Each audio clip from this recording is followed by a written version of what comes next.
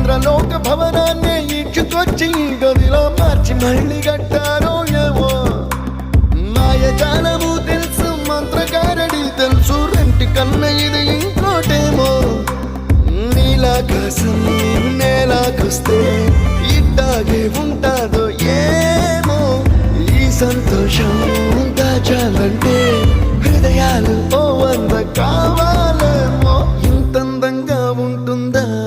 ఈ లోకం ఇన్నాళ్ళు ఈ మనసుకి తెలియాలేదే పాపం